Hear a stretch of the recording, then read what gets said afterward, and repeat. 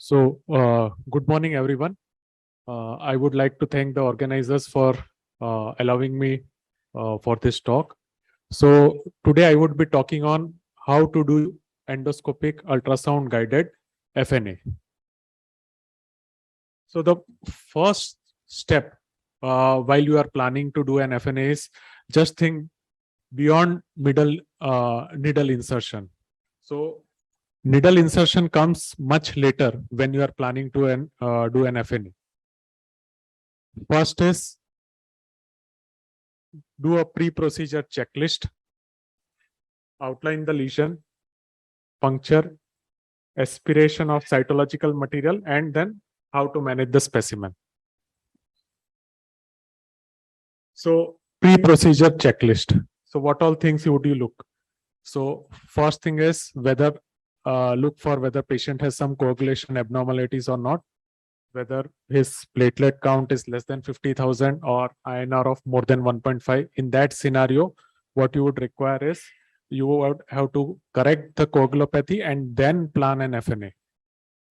Aspirin can be continued for any FNA or FNB except in a situation when you are planning a cyst puncture or cyst aspiration. If a patient is on oral anticoagulants, low molecular weight heparin or warfarin, avoid in such cases. For patient with cardiac disease with low thrombotic risk, you can discontinue clopidogrel in case of dual antiplatelets. And for high thrombotic risk, you need to consult with your cardiologist about whether to continue clopidogrel or not when patient is on dual antiplatelets. Aspirin, safely you can continue. And no good data about clopidogrel, ticagrelor, and prasugrel while performing an FNA is available. Now, antibiotic prophylaxis is not required for puncturing solid lesions, except if a patient is having severe thrombocytopenia.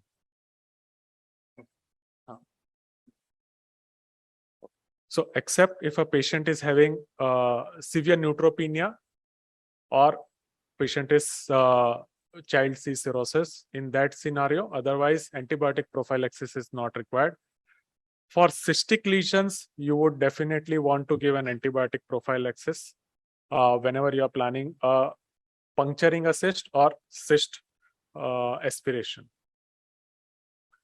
Also, you would also want to look at the armamentarium you want, the slides, the FNA needle which you want, the solution, that is alcohol fixation, in which you would send your slides, formalin containers for your histology, also suction whenever required. Now, first thing is outline your lesion and position it well before insertion. So to focus a lesion, first try to bring your lesion near to your probe as much as possible. You can use your big wheel to bring it near to your transducer. Also, sometimes it is better if you make your lesion in the 5 to 7 o'clock position, because your needle, when it comes, it can target your lesion easily when your probe is between your site of FNA, that is your lesion is between 5 or 7 o'clock. So position it accordingly. If you keep your lesion too proximal to the site of the FNA, sometimes what happens is you can just sample this portion of the lesion, and this portion, even with your maximum up knob or use of elevator, would not be sampled. So better to position your lesion in such a way that your lesion is between 5 to 7 o'clock, so that you can scan all of your lesion. Always keep your scope straight. Once you keep torque in your scope, you would struggle with moving your needles, especially when you are in duodenum. So make sure that you are in a comfortable position and your scope is in a straight position. Also, if your lesion when you were evaluating was in a long loop position, you might try bringing it in a short loop position and see if you can bring your scope in a short loop position. Now, in that, your needle insertion would become very easy. Sometimes in some lesions, short loop position becomes very unstable. In that, you might have to go for long loop position, but majority of time, try to bring your scope in a short loop position, in a relaxed, comfortable position, so that the movement that you do once you have inserted your needle becomes smooth and easy. Otherwise, in a long loop position, sometimes the larger needles, especially the 19 gauge needle, won't even come out. Always use color Doppler, because whenever you use your up knob to bring your lesion close to your transducer, what you are doing is you are compressing all the venous structures, the vessels. So apply color Doppler. If you see an intervening vessel, you move your scope in such a way that you don't go through the vessels.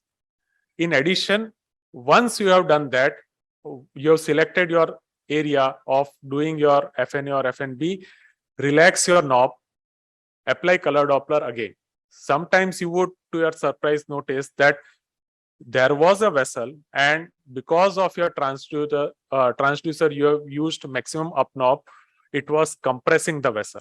So the vessel got compressed and it was not picking on the color Doppler. So choose your area, apply color Doppler again, relax your up knob, apply color Doppler, see in that position also you don't find a vessel, and then you can go for further step. So again, to summarize, bring the lesion closer to transducer, keep it between 5 or so, 7 o'clock position, in a straight position whenever it is possible, and always apply color Doppler before positioning. Now, there are two things. One is you adjust, bring the sheath, and this is for needle. So when you adjust the sheath, what you require is, you don't require this much amount of sheath exposure. It has to be kept minimal, because the more the sheath is out, it would meddle with the it would keep your lesion of interest away from your transducer. So keep the sheath to minimal. So whenever you are bringing your sheath out on transducer, you can have real-time visualization and bring it to minimum. The target for bringing the sheath out is the needle should not damage your scope. Again, what you can do is you can measure the distance of the area you want to sample, and based on that measurement, you can get the measurement and you can bring the knob to that level, so that on initial, whenever you are a novice, you do not overshoot it. Whenever you puncture the lesion, you do not overshoot beyond this structure. So you may not puncture this vessel whenever you do this. After few passes and after certain experience, you can do it in a freehand manner as shown in this video. So here you are taking out a wire a bit. Again, you are reintroducing and then removing it, and then you would perform your FNA. So why putting this stylet, taking out the stylet to normally the stylet is a bit larger, it comes out from your needle. So you bring out your stylet a bit back, puncture it, you then again press the stylet inside, so that the gastric tissue, which the gastric or duodenal tissue which the needle had taken while going through the path of the luminal structures, comes out. some people do not use this stylet, and that is good enough. You get equal results without using the stylet. Now, this is how you hold the needle so that you have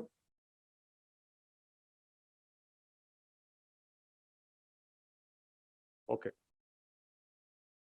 So your index finger and thumb rests on the gripping area of the needle, and with a comfortable position on your palm, you just go on moving this so that you don't tend to overshoot your needle. Your needle movement remains in your control.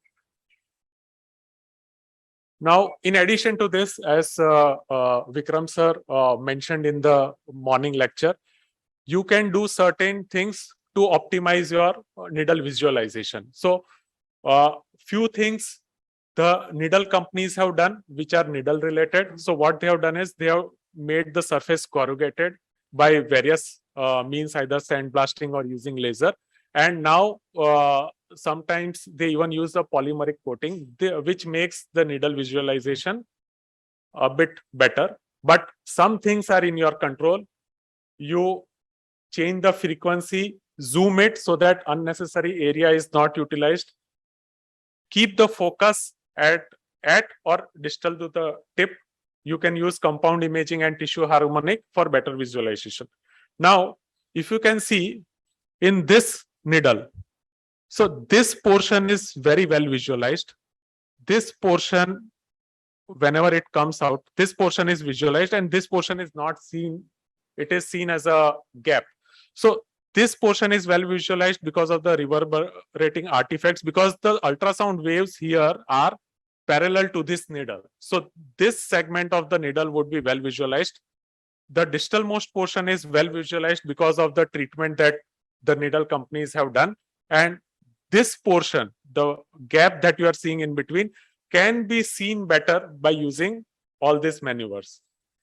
So sometimes you can have difficulty in seeing the needle. So you can see this artifact, the needle, but in between your needle is not well visualized. So as I mentioned, you can use compound imaging because normally your sound waves would be hitting away from your probe. When you use compound imaging, the sound waves would go in different directions and there would be sound waves which would be parallel, perpendicular to needle and coming back to your probe. So always use compound imaging. I would just give you example here. When you do all these maneuvers, you would see that in fact the needle which you can see that is here was actually here. So the focus was improved, frequency was optimized, it was zoomed so that the rest of the ultrasound energy was not wasted, and compound imaging and tissue harmonic was used, and you can actually see that this portion of the needle you were actually missing. The needle was actually here rather than here. Now, again, use whenever you do needle, puncture the lesion, keep it under monitoring. Here, see, this is an unstable position and you are struggling with the position. And this can happen many a times with your second pass, because first pass you have used your elevator to the maximum. So I can again show you. So first pass you have used the elevator to the maximum, and what has occurred is the needle, because of the use of elevator, has gone bent. So now this can be in the direction of your ultrasound waves, or it can be in the different plane. So once it is in the different plane, you can have struggle in finding out the needle. So even if you push your needle, you are not seeing it here. So in that case, you can move your scope towards right or left and find out the exact plane in which your needle is there, and you can use. So better not to use elevator too much. If you want to fan out, what you do is you use your up knob and down knob to the maximum, but sometimes in some cases you would require using your elevator. In that scenario, you would have to move your scope left or right and find out whichever was the plane where you can visualize your needle in a good position.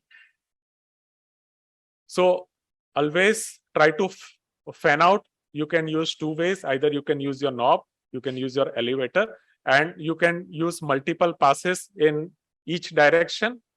So you are using up and down knob and making 4 or 5 passes. Now you are using elevator, and you can again take on the passes. So you can take samples from throughout the lesion. Now, what has been found is that fanning technique improves the first pass diagnosis. So always try to use fanning while taking the sample. Now, few people, instead of using fanning, what they do is they puncture the GI wall multiple times. So they would pass from here, take 4 or 5 this, again puncture it from a different side. So you take your needle out completely from the lesion and the GI wall, again puncture it from the GI wall. And this can be done multiple times. So basically works similar to the fanning technique. So whichever way you are comfortable, this would increase the yield of your specimen.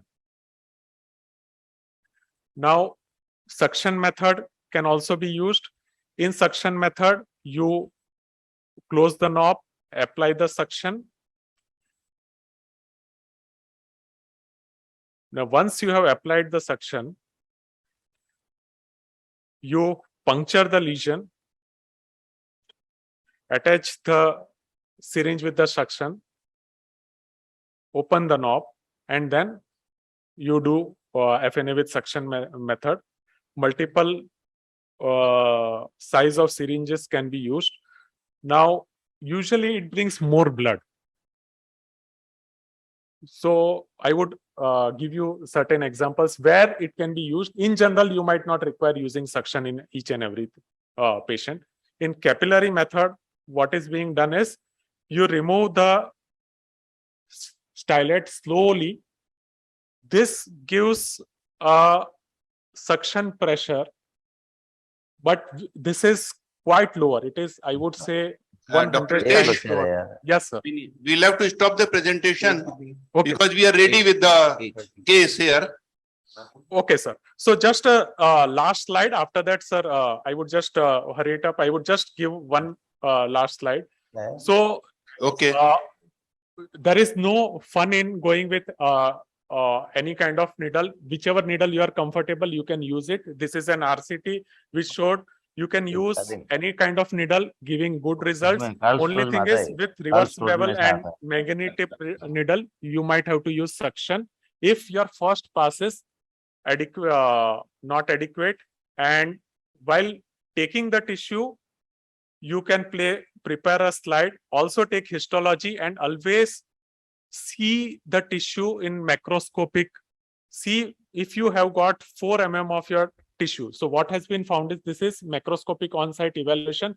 If you can get 4 mm of your tissue in your complete specimen, it is an adequate tissue. That first pass even itself is adequate.